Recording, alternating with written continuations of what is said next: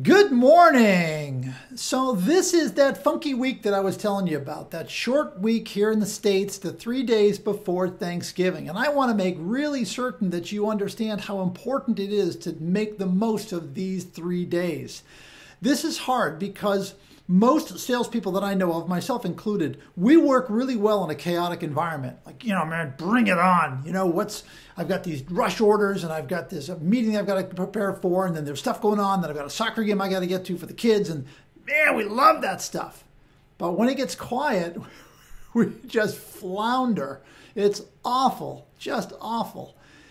Because we don't have that urgency. We can't create that chaos, but we can use these 3 days. Hopefully you've planned, but if you haven't, I want to remind you, you can use these 3 days to sharpen the saw, as Stephen Covey said.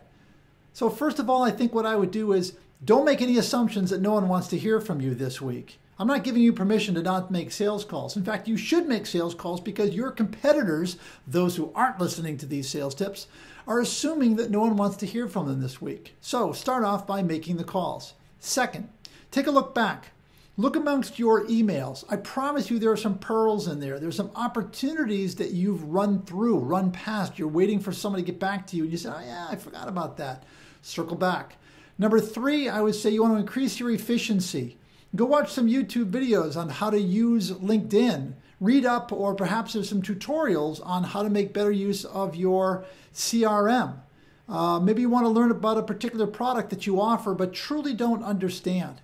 The 4th thing you can do is to gather leads. Have a trove, have a treasure chest full of leads. This is the perfect time to look and say, where should my leads come from? Go to the library this week and ask a reference librarian, how do I find these kinds of companies? It does require that you know what to look for, but it's a different conversation. I'd say the fifth thing that you want to do this week is to give thanks. You want to thank your coworkers. You want to thank your boss. You want to thank your customers. If you did not take my advice and send out